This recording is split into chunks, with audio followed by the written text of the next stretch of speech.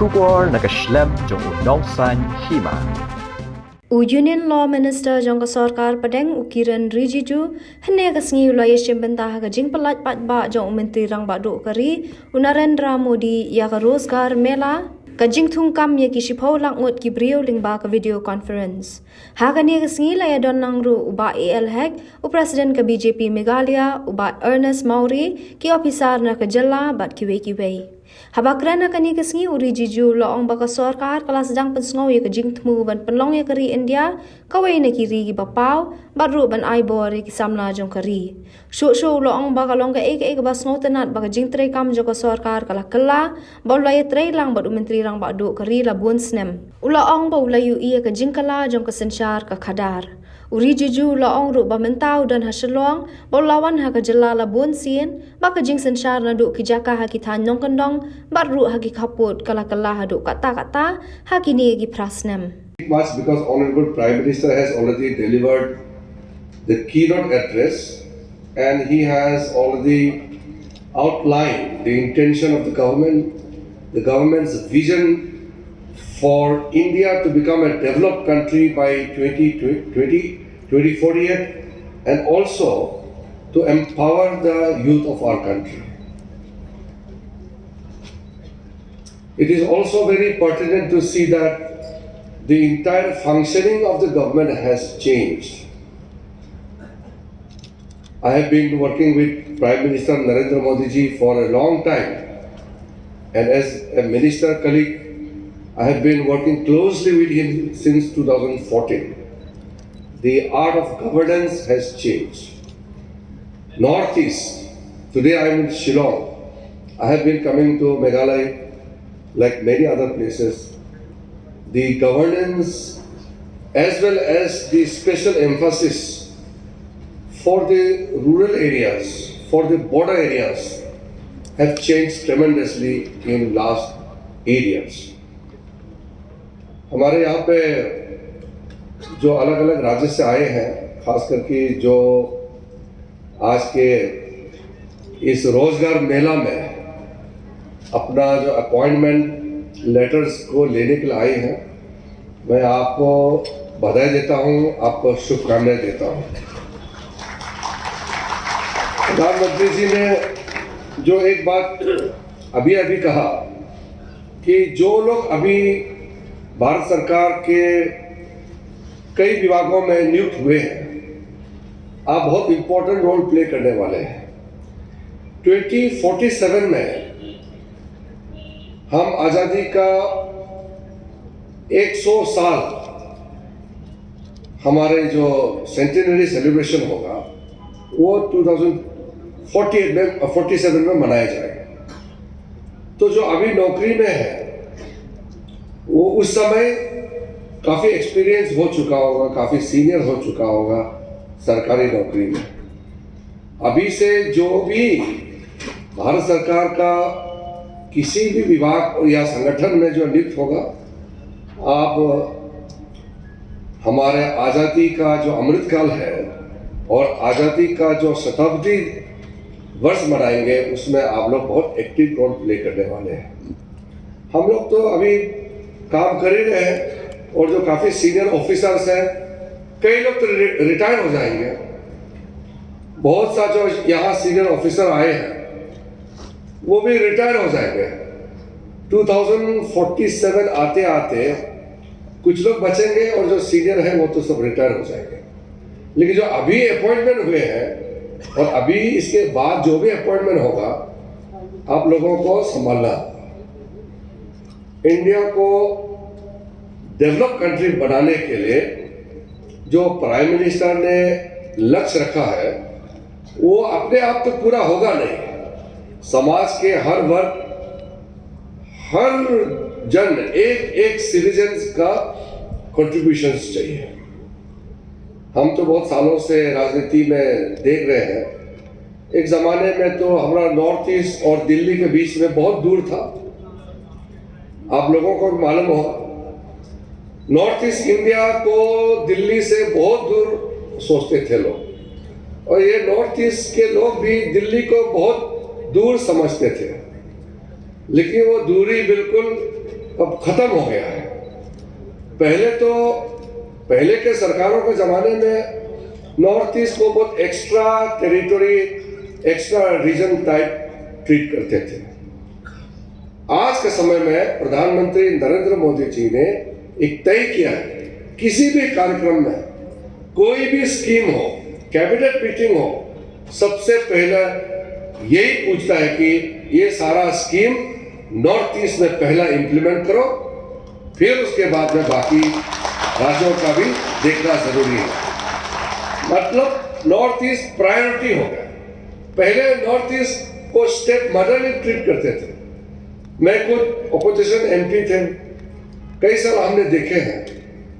हम उस समय जब कहते थे कि नॉर्थ ईस्ट को प्रायोरिटी देना चाहिए, एज ए ऑपोजिशन एमपी में बहुत बोलते थे, बहुत एक्टिव थे, लेकिन उतना हमारे ऊपर में कृपा नहीं होते थे। आज तो कहने का जरूरत ही नहीं है। प्राइम मिनिस्टर तो कितना बार नॉर्थ ईस्ट आया है। अभी 7 तारीख को फिर प्राइम मिनिस्टर शिलोंग आ रहे हैं। कितना बार शिलोंग आ चुके हैं। असम में, अरुणाचल, मेघालय, नागालैंड, मणिपुर, त्रिपुरा, सिक्किम, हर जगह प्राइम मिनिस्टर का दौरा होता है।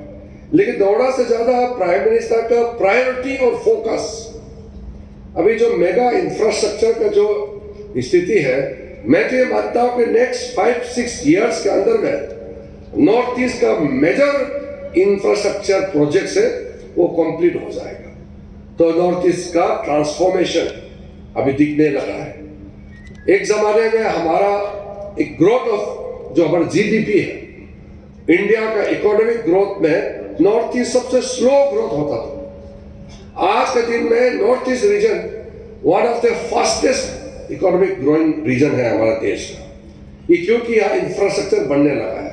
अभी आप देखेंगे गुवाहाटी से शिलोंग आने के लिए, शिलोंग से और आगे जाने के लिए जो हाईवेज बन रहे हैं, मैं खुद आकर के कई हाईवे का इनॉग्रेशन किया है। 2014 से पहले एक हाईवे बनाने में 20-30 साल लगता था। अभी तो गांव का सड़क हो या इंटर डिस्ट्रिक्ट लिंकेज हो या नेशनल हाईवेज हो, इतना तेजी से काम होता है। मुझे याद है 2014 में जब जन धन खाता लॉन्च किया था हम लोग ने, जन धन योजना जब लॉन्च करके हम लोग ने सबको पुकारा था कि हर एक आदमी का बैंक अकाउंट होना चाहिए। इसका मतलब ये था कि जो भी प्राइम मिनिस्टर का वहां से बटन दबाएगा, कोई भी स्कीम हो गरीबों के लिए, वो आपका अकाउंट में सीधा जाना चाहिए। तो पहले तो एक जमाने में आप लोग ने सुना होगा, हमारे former prime minister Rajiv Gandhi ji ने इसको सार्वजनिक रूप से कहा था कि 1 रुपया बेचता है तो 15 पैसा पब्लिक के पास पहुंचते थे। 100 भेजेगा तो 15 रुपया। तो इसका मतलब 85% पैसा जो है वो रास्ते में खो जाते थे, कभी कभी करप्शन करके या कभी एडमिनिस्ट्रेटिव जो डिले होता था, कभी कभी जो एडमिनिस्ट्रेटिव प्रोसेस होते हैं उसमें खर्चा हो जाते थे। लेकिन आजकल सीधा डिजिटल मोड में ट्रांसफर करते हैं और 1 रुपया बीच में गायब नहीं होता है। जितना दिल्ली से अप्रूव होता है उतना बेनिफिशियरी के खाता में पहुंचता है। उसी प्रकार से हमारे हर एक सेक्टर में, मैं अभी ज्यादा लंबा नहीं बोलूंगा, लेकिन मैं खुद इतना कह सकता हूं कि नॉर्थ ईस्ट अभी इंडिया के अंदर में सब जानने लगा है और लोग कहने लगा अभी नॉर्थ ईस्ट जाके देखना है। जो शिलोंग टाउन के अंदर जो बैठते हैं उनका इतना महसूस नहीं होगा, क्योंकि शिलोंग हमारा नॉर्थ ईस्ट का कैपिटल था। हम जिस राज्य से आते हैं, अरुणाचल का भी कैपिटल था शिलोंग। और शिलोंग अंग्रेजों के जमाने में, ब्रिटिश रिजिम में भी एक सेंटर था। इसलिए शिलोंग में पहले से कुछ मॉडर्न और जो सिविक एम्यूनिटी से पहले से बना हुआ है। लेकिन आप जब शिलोंग से बाहर जाएंगे और अलग अलग राज्य में जाएंगे तो आपको पता चलेगा कि नरेंद्र मोदी जी आने के बाद हमारा देश में कितना चेंजेस आया है।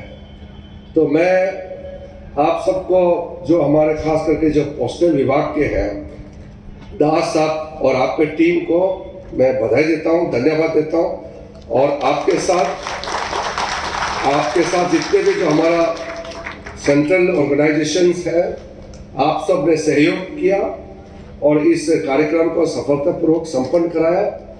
आज वेदर भी अच्छा था तो मुझे पहुंचने में कष्ट नहीं हुआ और मैं गुवाहाटी से तुरंत यहाँ पहुंच गया और आपका शानदार कार्यक्रम में हिस्सा लेने का मौका मिला।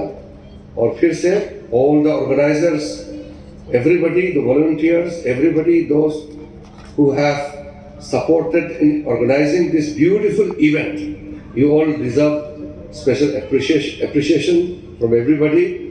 I would like to assure you that in the future, from the government of India's side, nothing will be found wanting. All the issues of the Northeast will be given priority. I may be a senior minister in the cabinet, but I come from Northeast, so I have a direct affinity and close connection with the region because I have extensively traveled across the region. And for Meghalaya, when I was member of parliament and before that also, I have been coming here and I was BJP in charge for Meghalaya for a very long time. So from that capacity also I have traveled to small villages also.